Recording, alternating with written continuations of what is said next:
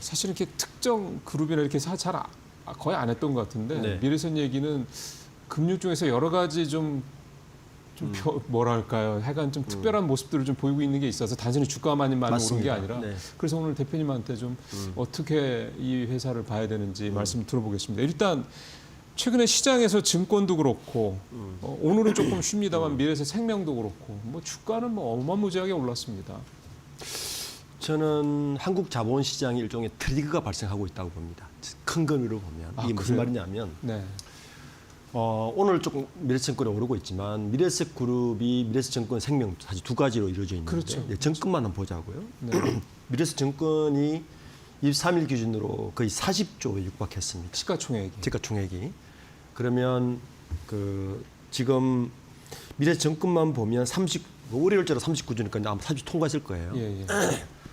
이 40조라는 숫자가 어느 정도 숫자냐면은 잘 보시면 같은 날 하나금융지주가 35조였어요. 하나금융지주가. 하나금융이 35조. 예, 그러니까 35조. 하나금융 지주보다 훨씬 높다는 우리 얘기죠? 금융지주가 28조였고 예. 지금 KB보다는 조금 낮습니다. 근데 제가 볼 때는 KB 금융지주 통과할 것 같아요. 따라잡겠는데? 네, 얼마 차이 안 그러면 나는데? 이 사실 이변이거든요. 네. 그 증권사 하나가 은행, 증권, 보험 모든 금융을 포트폴리오를 다 가지고 있는 금융지주의 시가총액을 다 넘어섰다. 다 넘어섰다. 자, 그럼 이걸 어떻게 해석해야 되냐를 좀 봐야 되는데, 우리나라의 자본시장의 흐름이 부채 기반의 은행업에서 그렇죠. 예, 자산 기반의 투자업으로 빠르게 변화하고 있다는 것을 상징적으로 보여주는 이변이라고 해석해야 되는 거죠. 은행 중심에서 크게 얘기하면 은행 중심에서 증권 중심으로. 그렇죠.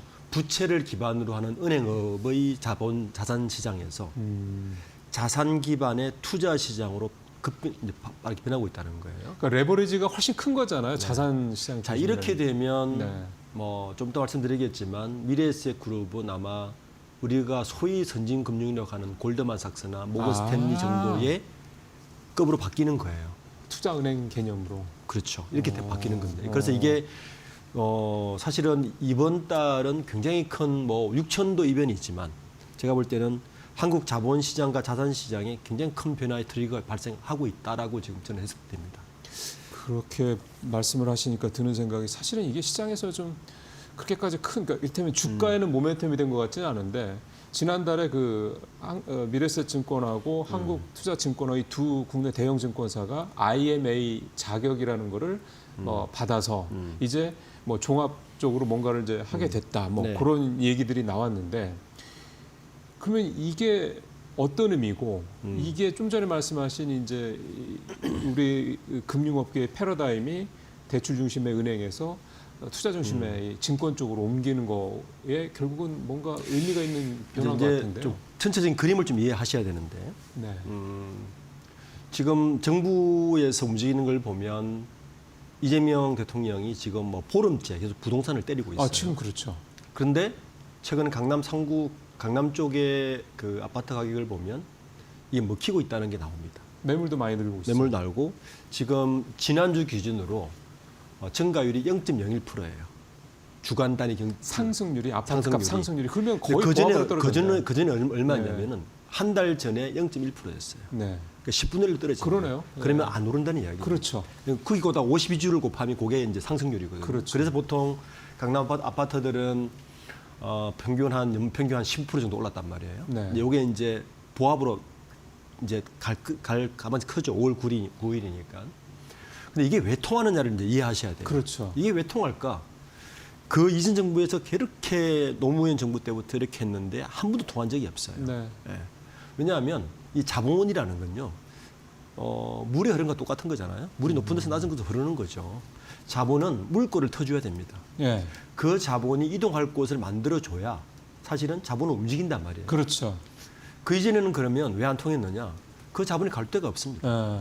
주식시장이 그렇게 신통치가 않았고요. 사실은 가장 안전하고 수익률이 좋은 건 부동산밖에 없었기 때문인데 그렇죠. 지금은 이제 5천이 넘어서면서 사실은 이거 잘 보시면 이재명 정부가 아주 지혜로운 게 5천 포인트를 1월 말에 찍으면서부터 시작해서 부동산 드라이브를 걸기 시작했습니다. 네. 사실은 부동산 맞아요. 정책을 원래는 지난해 12월 달에 발표하기로 예정돼 있었습니다. 예. 그죠? 예정돼 있었는데 대규모 그 공급 대책도 그렇고요. 발표해서 그걸 다 홀딩했어요. 다 홀딩했죠. 근데 왜 홀딩했는지 생각해 보면 그때는 4,000선 정도에 갔다가 그렇죠. 이 지난 1월 말에 딱 한 달 전이죠. 5,000을 딱 찍으면서부터 이제 트위터나 이걸 통해서 부동산을 드라이브를 걸기 시작했습니다. 맞습니다. 아, 그러네요. 예. 이제 그 시장이 먹히는 거예요. 예. 왜냐하면 돈의 물꼬를 돌려준 거죠. 주식으로. 이제 갈 부동산에서 때가 있다. 주식으로. 예. 예. 실제 지금 머니 무브가 일어나고 있고, 네. 지금 요게 지금 현재 흐름인데, 이제 두 번째 고민 정부에서 있습니다. 그게 뭐냐 하면, 자, 돈이 이제 물꼬를 돌려줬어요. 이게 선순환되게끔 해줘야 돼요. 그렇죠. 머니 무브를 해서 선순환되게끔 해주는데, 제가 이제 초기에 미래에셋증권에 어떤 의미가 있냐 말씀드린 게, 부채 중심의 자산 구조에서 자산 투자 중심으로 투자 바뀐다 중심으로. 그러잖아요. 네. 이건 굉장히 우리나라 산업 구조에서 큰 의미가 있는데, 제가 이 자리에서 한번 말씀드린 것 같지만, 은행 중심의 자본은 기본적으로 리스크 테이킹을 하지 않아요. 위험 자본을 투자하지 않습니다. 그렇죠. 굉장히 보수적이죠. 보수적입니다. 예, 손해를 안 봐야 우리가 뭐 되니까. 집담보대출 받으면 맞습니다. 다 알죠. 네. 그런데 투자 중심, 자본 중심의 자본은 기본적으로 리스크 테이킹을 좋아합니다. 아, 그러니까 레버리지가 커지니까. 레버리지가 훨씬 더 따내려고 해요. 그래도 그렇죠. 수익이 나올 수 그렇죠. 있는 그렇죠. 확률이 높으니까. 네, 네. 지금 방금 질문하신 게 바로 그 맥락입니다. 이 IMA라는 건 뭐냐면 아, 일단 물꼬를 자본의 중심을 은행 중심에서 이제 자본시장이나 부동산이나 자본시장으로 지금 계속 옮겨가고 있는데 이게 돈이 몰리잖아요. 이 돈이 충분히 리스크 테이킹을 하면서 자산 그러니까 실질적인 산업재로 투자가 돼야 되는 거예요. 그러니까 기업으로. 그렇죠. 여기 모인 돈도 어디를 가야 될 거 아닙니까? 그렇죠. 이 수익을 계속 똑같이 주기 위해서. 아.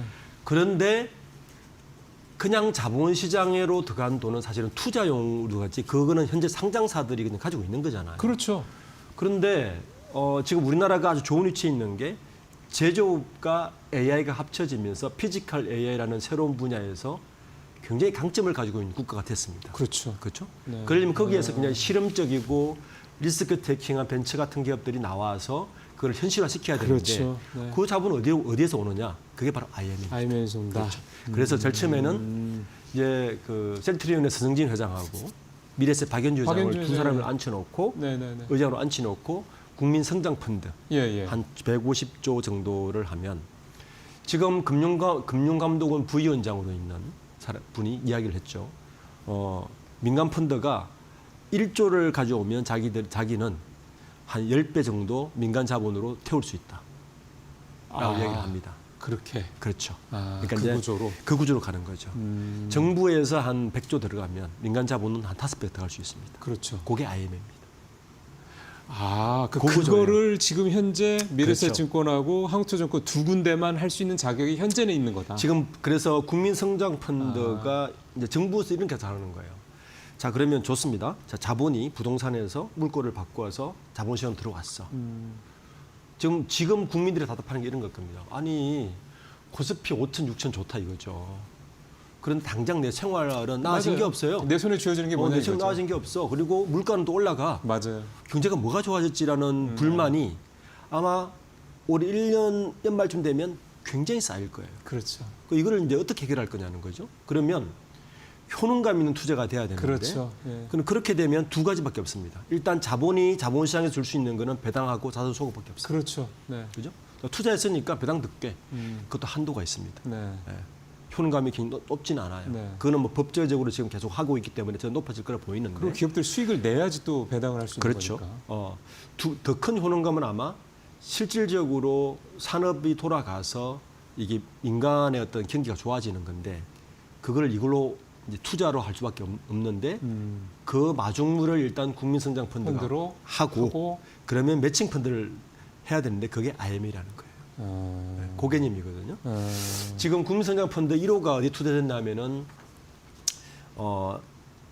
전남 신안 우이 해상풍력발전소 했거든요. 이걸 이제 시작을 벌써 한 그렇죠. 거네요. 한 거죠. 그러니까 아마 지금 정부에서 조금 욕심을 내면 지난번에 지방으로 지금 어제 뉴스를 보면 지방으로 공장을 이전하면 아, 그 얘기도 있더군요. 이전하면 아파트도 지어지고 여러 가지 하는데 예.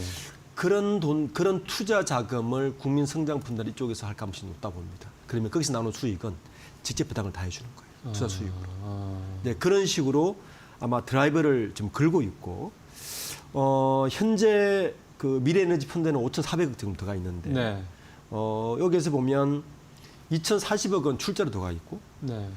3,400억은 후순위 대출입니다. 네. 이제 이런 식으로 계속 매칭을 해가는 게 바로 IMA인데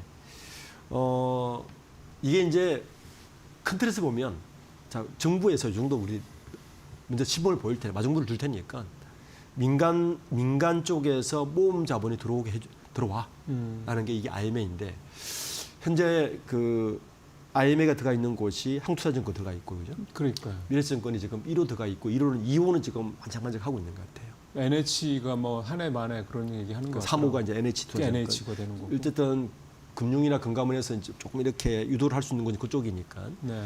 또 박연주 회장 같은 경우는 현재 그 국민성장펀드 의원장으로 있다 보니까 그렇죠. 뭔가 시범을 보여야 되는데 지금은 약간 뭐 1호 넣고 나서 한 1,000억 정도 넣은 것 같아요. 좀 그런 분위기를 보는 정도가 있는 것 같습니다. 현재는 그런데 어쨌든 이 전체 그림은 지금 그렇게 흘러가고 있다.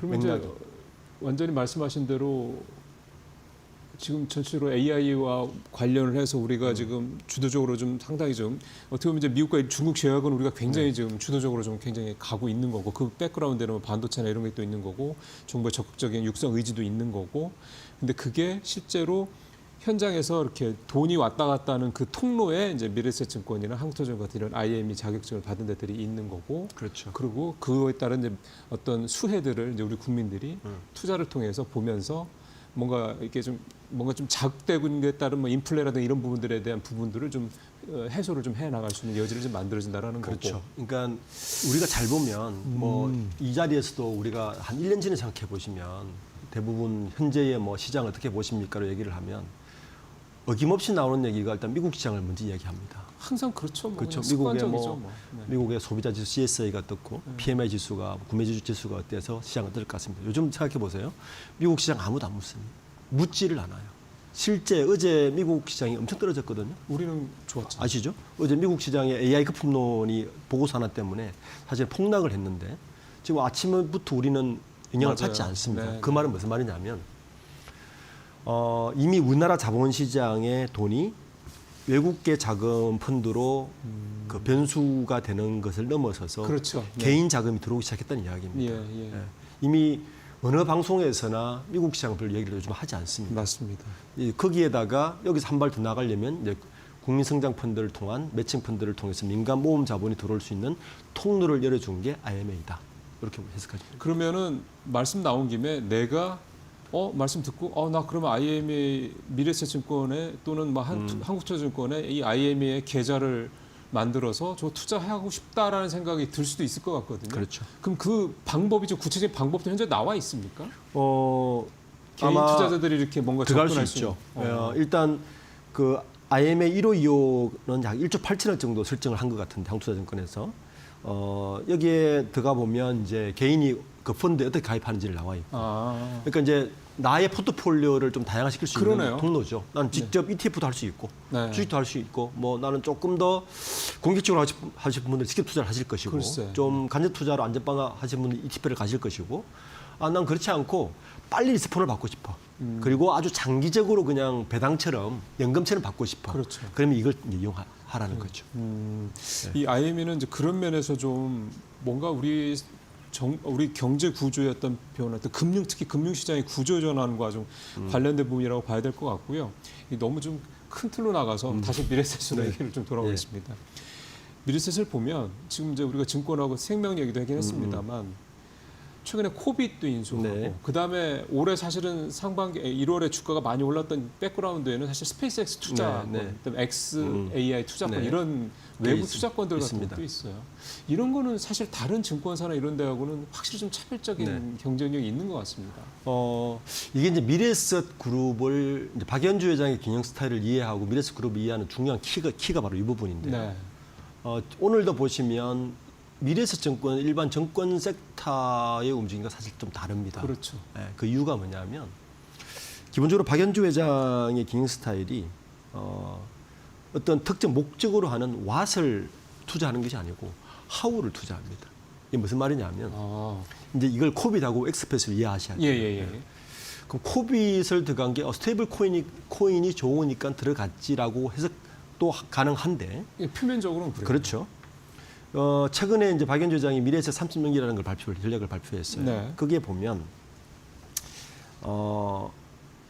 글로벌로 쉽게 투자하고 돈을 빼고 할 수 있는 가장 중요한 툴이 바로 스테이블 코인이 될 겁니다. 네. 네. 그러니까 박연주 회장이 2011년도에 아주 중요한 그때 공식 사과를 한 사건이 하나 있습니다. 그 당시 기억하는지 모르겠는데 한 2008년 9년부터 우리나라가 미래에셋 그룹이 글로벌 투자를 막 하면서 중국 투자를 하다가 인사이트 펀드죠. 네. 그게 맞아요. 50% 반토막이 났습니다. 서브프라임 때문에. 맞아요. 굉장히 사실은 그게 타격이 컸어요. 그 뒤로 사실은 미래에셋 정권과 그룹이 크게 바뀌었는데 일단 자산 포트폴리오가 바뀝니다. 부동산 빌딩이 이렇게 바뀌어버리고요. 네. 투자 자체가. 그리고 그때부터 중국이 아니라 글로벌로 확산하기 시작합니다. 네. 제가 그 네이버나 카카오도 비슷한 사실 전략이 다른 업종이지만 비슷한 전략인데 지금 스테이블 코인을 가지려고 하는 곳이 딱 세 곳 있습니다. 네이버, 카카오, 미래에셋. 미래에셋. 네. 네. 공통점이 뭐냐면 글로벌 진출입니다. 그러니까 이 스테이블 코인을 가지면 모든 자산을 토큰화 시킬 그렇죠. 거예요. 앞으로는 모든 자산을 토큰화 시키면 그 토큰화된 자산이 어떤 루트를 통해서 이동할까? 그게 바로 스테이블 코인이에요. 그렇죠. 그게 코빗입니다. 예, 이거 수수료도 없고, 네, 빨리 그렇죠. 전달이 그리고 되고, 세계 글로벌 어디에서나 다 되고. 예. 그래서 글로벌의 맥락에서 엑스페이스에 지분을 투자한 겁니다. 이렇게 보셔야 되는 거예요. 그러니까 엑스페이스라는 기업의 가치도 중요하겠지만 박연주 장이 볼 때는 글로벌리 하고 이렇게 넓히려면 코빗은 그런 어떤 플랫폼 역할을 할 것이고 그렇겠죠. 우리가 가진 투자하는 모든 빌딩이나 부동산이나 모든 자산을 다 토큰화 시켜서 예. 토큰화 시켜놓은 다음에는 유통을 시켜야 되는데 네. 그 유통 루트를 코빗을 사용하실 코빗으로 거고요. 해서 스테이블 스테이블 코인을 코인으로 사용할 해서. 거고 그리고 그런 유통을 시키려면 지금 우리가 엉뚱한 얘기긴 하지만 아이폰 18에서 지금 그런 루머로 거론되고 있는 게 이제 통사를 거치지 않고 엑스스페이스의 저궤도 위성으로 세계 어디서나 통화할 수 있는 걸로 맞아요. 간다는 겁니다. 또 우리도 일단 스타링크가 들어왔으니까. 그렇죠. 그렇게 되면 18이 안 돼도 19, 20엔 이게 된다는 이야기예요. 그러면 제가 외국 여행을 하다가 내 핸드폰만 있으면 그 자리에서 토큰화된 자산을 언제든지 이동을 시켜서 그렇죠. 투자를 할 수 있는 시대가 그렇죠. 예. 저는 3년 안에 가능하다 봅니다. 그렇게 되면 엑스스페이스와 엑스AI 이런 것들이 그런 유용성이 뛰어나겠죠. 그래서 그런 그리드 방식의 플랫폼의 욕심 때문에 사실은 투자했다고 이해를 하셔야 돼요. 그러니까 그런 의미에서 보면 미래에셋 정권의 주가는 일반 증권사, 그러니까 리테일로 돈을 버는 증권사하고는 다른 차원의 기업으로 볼 수 있는 거죠. 지금 그렇다고 그러면은 네이버, 카카오 지금 미래에셋 그룹 세 군데인데 여기서 누가 가장 주도권을 줄 수 있을까요? 컨텐츠 분야에서는 카카오나 네이버가 그러겠죠. 것이고 그러니까 자산 이동이나 토큰화 부분에서는 미래에셋 증권이 더 빠르겠죠. 금융 쪽에서는 이미 어쨌든, 글로벌리하게 예, 그렇죠. 구축해놓은 네트워크 다 상태이기 구축해놨고. 때문에 그렇게 봐야 되는 거죠. 근데 미래에셋 증권으로만 보기에는 지향점이 조금 다르죠. 다른 금융사들이랑 다르네요. 아마 AI 시대에 새로운 플랫폼을 가지려고 할 것이고, 그러니까 우리가 하이브라는 기업을 일반 엔터 기업으로만 보지 않거든요. 하이브가 초기에 게임사 CEO를 넥슨 CEO를 앉혔단 말이에요. 네. 그러니까 IT 기업으로 하면서 플랫폼화 시켰단 말이에요. 그러니까 이 연예 엔터테인먼트 회사를. 그렇죠. 네. 그러니까 미래에셋증권은 이미 글로벌한 자산을 꽤 쌓았기 때문에 일반 증권사의 리테일뿐만 아니라 네. 사실은 AI 시대의 플랫폼화 전략으로 강하게 드라이브를 걸고 있는 모습이 저는 보입니다. 박현주 회장의 어떤 삼성을 보면. 그렇게 이 미래에셋증권을 좀 이해하시면 새로운 투자의 안목도 좀 볼 수 있을 것 같습니다. 그러니까 지금 사실 최근에 뭐 주가가 많이 오른 것만 가지고 미래에셋증권, 그다음에 뭐 거래 수수료 수익 뭐 이런 걸로만 가지고 미래에셋증권을 접근하는 거는 너무 좀 단편적일 수밖에 없는 거다. 네. 알겠습니다. 오늘 여기서 마쳐야 될 것 같습니다. 장은 또 다시 좀 달리네요. 코스피 1.1%까지 올라왔고 코스닥도 플러스로 돌아선 상황입니다. 오늘 박종원 대표님 여기서 인사를 하도록 하겠습니다. 고맙습니다. 네, 감사합니다.